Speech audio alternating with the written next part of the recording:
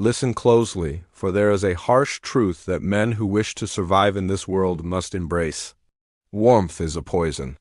Kindness, sympathy, softness, these are deadly weapons your enemies will use against you. Machiavelli, the great Italian philosopher, once wrote that power is not kept by those who are loved too much, but by those who are feared enough. In our modern age, we tend to overlook the significance of these chilling words. We live in times where emotions are celebrated and strength is often mocked. There is a prevalent belief that we should all go through life with an open heart, ready to forgive and forget.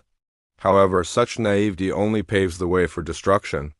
In this unforgiving world, there is little room for sentimentality. Many men are drawn to softness, be it the tenderness of romantic love or the comforting embrace of friendship. But let me ask you, why do you seek this softness?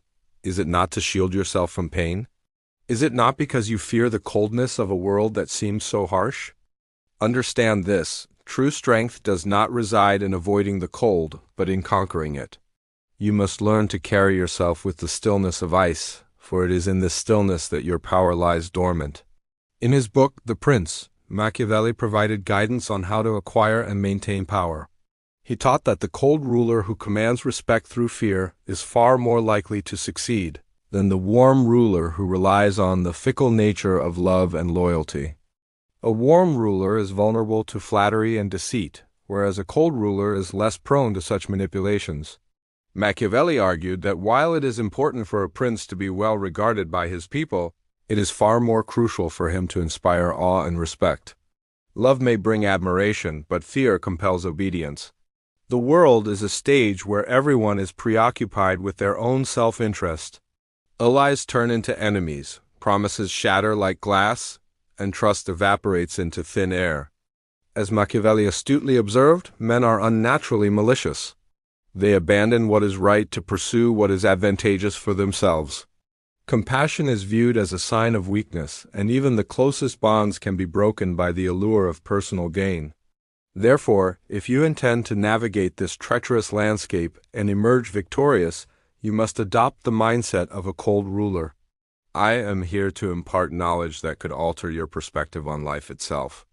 My intention is not to fill your head with hollow platitudes, but to equip you with insights that could prove invaluable in your journey through this world. Embrace the truth I present to you, for it holds the potential to transform your life. Think about the countless individuals who appear warm and inviting, yet secretly harbor ill intentions towards you. They feign kindness to deceive you, hiding their true colors beneath a facade of friendliness. These people, with their insincere smiles and false gestures, pose a grave danger. They are the wolves in sheep's clothing, always lurking around us, ready to pounce on any sign of weakness. Their objective is straightforward: to extract as much from you as possible, whether it be your money, your time, or your emotions. They are adept at draining you without ever offering anything substantial in return. In today's world, it is common for people to confuse niceness with morality. They assume that everyone shares their own sense of fairness and integrity. Consequently, they fall victim to those who exploit their naivete for personal gain. But remember this, you cannot expect others to adhere to a moral code if you yourself do not embody it. You cannot demand honesty from a liar. You cannot expect generosity from someone who has never known the warmth of giving.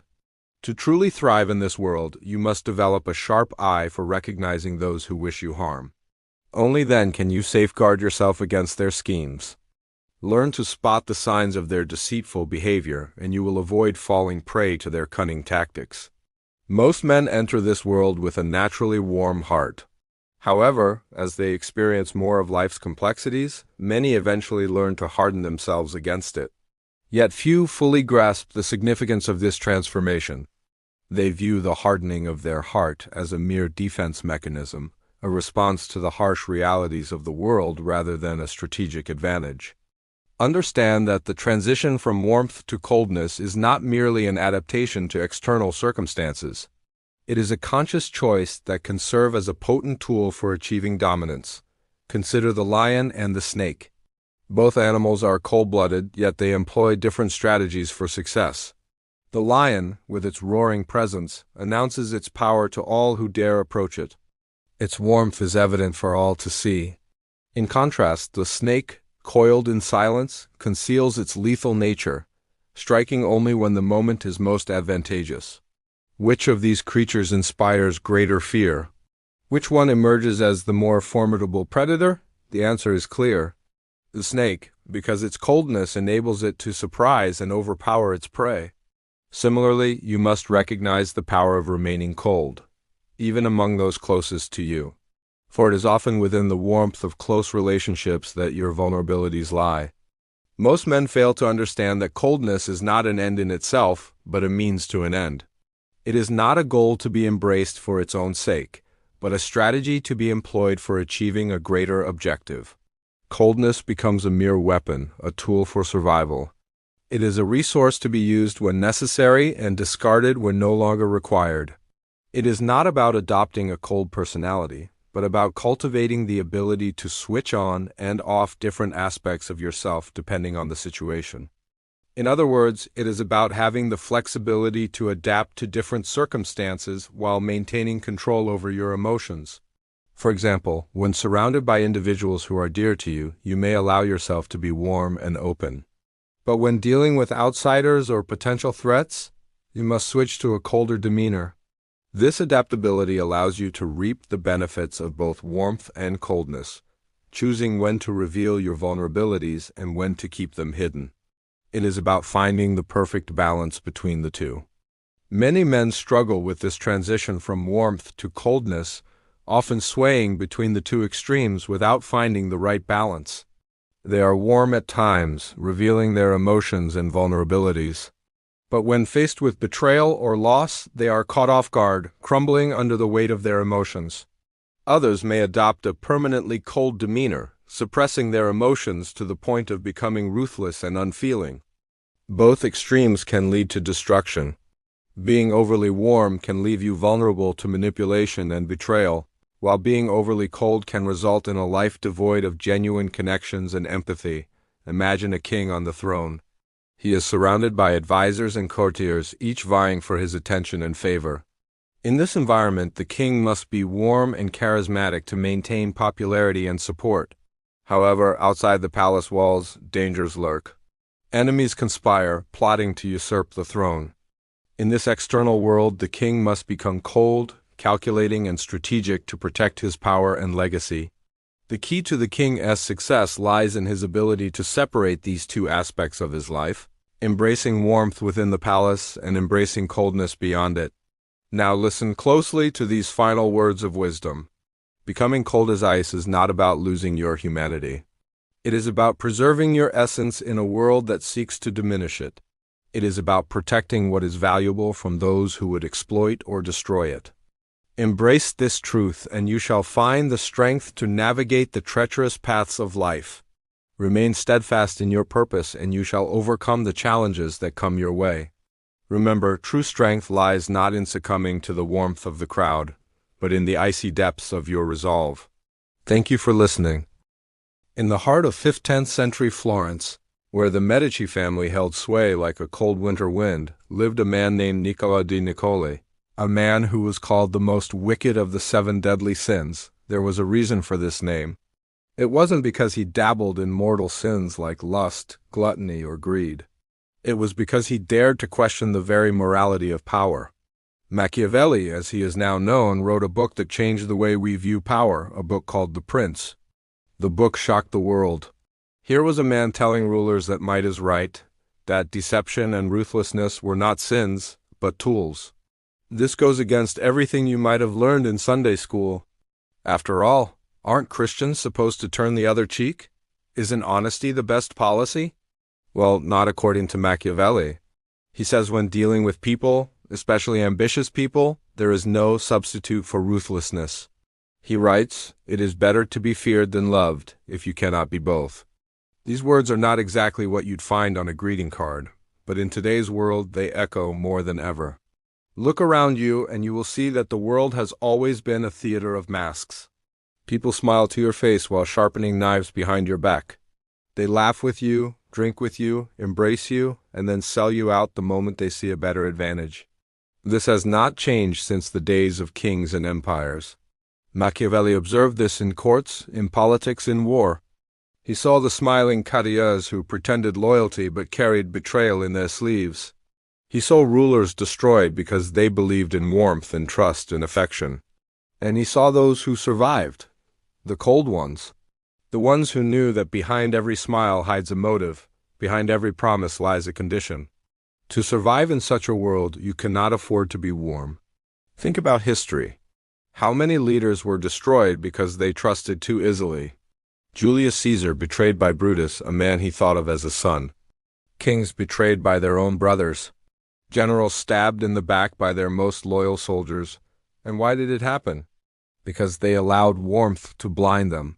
They believed love and loyalty would protect them, but love changes, loyalty weakens.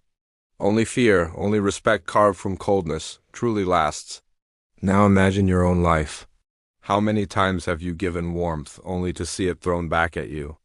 How many times have you given trust only to watch it broken? People borrow your kindness, then vanish when you need theirs. They celebrate you when you give, but abandon you when you stop giving. And then you sit in pain wondering why they betrayed you. Machiavelli would laugh at this. He would say, of course they betrayed you, you were warm, and they knew it. They knew you would forgive. They knew you would bend. You gave them power over you. When you are cold, betrayal does not surprise you. You expect it and you prepare for it. You are never caught sleeping. When someone betrays you, it does not break you because you counted on it. You simply cut them off, without mercy, without regret, because you know this is the nature of man. The cold man does not beg people to stay. He does not drown in tears when they leave. He lets them go because he never built his strength upon their loyalty to begin with. Coldness also gives you clarity in decisions. The warm man lets emotions cloud his judgment. He spares enemies who later rise to destroy him. He forgives too quickly and pays for it later. He gives trust when it is not earned and it becomes his downfall. The cold man looks at every choice with a ruthless eye. He asks, what brings me power? What brings me survival? What brings me advantage? He does not ask, what will make them like me? Because he knows that being liked is worthless if you are not respected. Love is soft. Fear is sharp. Love fades. Fear endures. This is why you must be cold. Consider the ice mountain that stands tall for centuries. Wind cannot shake it. Fire cannot melt it easily. It stands hard and silent, watching storms come and go. That is the image of coldness. The man who becomes cold becomes like that mountain. People may throw stones, but the mountain does not bend. People may scream, but the mountain does not move. Warm men are like rivers, flowing in every direction, pulled by emotion, by praise, by judgment. Cold men are mountains, unmoving, silent, and feared. When you walk into a negotiation, coldness wins. The warm man is desperate to make everyone happy. He agrees too quickly, gives too much, hoping to please. The cold man sits in silence, forcing others to speak first, forcing them to reveal their weakness. He does not rush. His silence freezes the room. They begin to fear what he is thinking. They begin to offer more just to melt that silence. This is how coldness becomes a weapon. Even in personal life, coldness protects you. Think of relationships. The warm man gives all of himself. He gives attention, time, love, endlessly. He bends, he sacrifices, he makes himself smaller, thinking it will bring him more affection. But in the end, he becomes taken for granted, discarded when he is no longer exciting. The cold man, however, never gives himself fully. He keeps distance, he remains mysterious. People chase what they cannot fully have. They respect what they cannot fully break. His coldness keeps him from being destroyed. Machiavelli would tell you that the greatest mistake is to imagine people are better than they are. He saw that man is selfish, greedy, and ungrateful by nature. The cold man accepts this truth, and he is never disappointed. The warm man denies this truth, and he is destroyed every time. Which would you rather be? The man who lives blind in illusions, or the man who lives cold but safe in truth? But here's the paradox. To wield coldness as a tool, you must first master it. You must learn to detach not just from external outcomes, but also from your internal reactions. For this, we draw upon the wisdom of another historical figure, Miyamoto Musashi.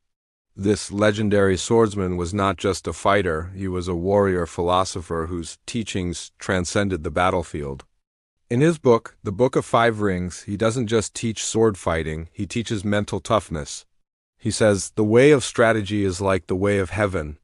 It is difficult to comprehend in its entirety. But one thing is clear, the way of strategy begins with the control of oneself." Strategy isn't just about planning, it's about self-mastery. The cold man understands this. He doesn't react to every event, every insult, every setback. He doesn't lash out in anger or despair. He stays centered. He observes. He calculates his next move. This detachment allows him to remain sharp, to see clearly in the heat of the moment when others are blinded by rage or fear. It lets him make the right move, the decisive move, the move that wins. You see, in a world where everyone is trying to outsmart you, where everyone is ready to strike when you least expect it, you must be the one who can hold back. Your ability to remain calm, to think clearly, to calculate deeply, is your greatest asset. It is the source of your power. It is what allows you to be the predator, not the prey. Remember, the cold man is not without feeling. He's not a heartless brute. He's not a villain in a Hollywood movie. No, he's a man who understands the weight of every decision, who understands the value of his time and energy. Therefore, he does not waste either on futile pursuits or toxic relationships. He's not afraid to walk away from situations that no longer serve him. He's not afraid to cut his losses and move on. He knows that, in life as in war, sometimes the hardest battle is the one you walk away from. This is the art of being cold, not as an act, but as a way of life. It's the art of being detached, yet decisive. It's the art of being self-controlled, yet penetratingly aware. It's the art of surviving in a world of wolves, not by becoming a wolf, but by becoming the shepherd who controls the flock. And on that note, we come to the end of this video. If you enjoyed this analysis, please don't forget to hit the like button and subscribe for more insightful psychology videos. Your support helps us continue to spread the word. Also, if there's a particular topic you'd like us to cover in a future video, leave a comment below with your topic suggestions. We'll keep them in mind for future reference. Thanks for watching.